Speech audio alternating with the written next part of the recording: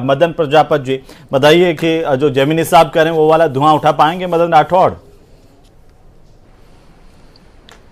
देखिए अहमद, मैं ये जेमिनी जी का विश्लेषण जो है मैं उसके लिए तो क्या बोल सकता हूं, लेकिन मैं ये कह सकता हूं कि भारतीय जनता पार्टी का प्रत्येक कार्यकर्ता पार्टी को समर्पित होता है जी। और वो भारतीय जनता पार्टी में कह रहा हूं ना, त्याग तप और तपस्या से नेता बनता है। यहाँ पे किसी के आशीर्वाद और किसी के जी हुजूरी से नहीं बनता है।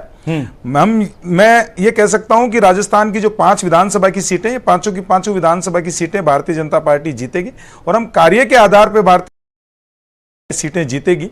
हम जनता के बीच में जो सरकार ने इतने समय में जो काम किया है वो बताएंगे। दूसरा, इन सीटों के ऊपर आप अगर देखेंगे तो ज्यादातर सीटों पे जो जीत का मार्जिन था विधानसभा में वो इतना ज्यादा नहीं था और स्थिति बदली है।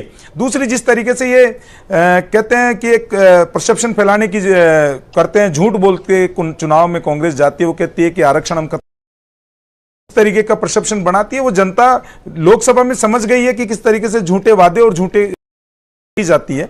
आरक्षण देश से कोई खत्म नहीं कर सकता, ये कई बार किसी तरीके से बोल दिया गया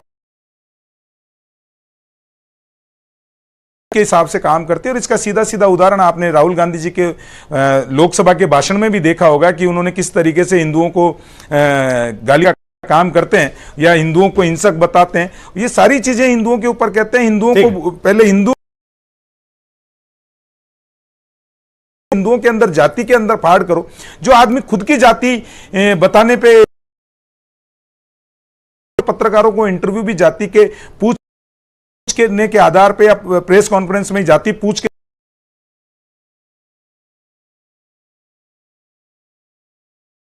के साहब ने जो एक इशारा किया है वो बहुत बड़ी बात है। एक बार फिर से आरक्षण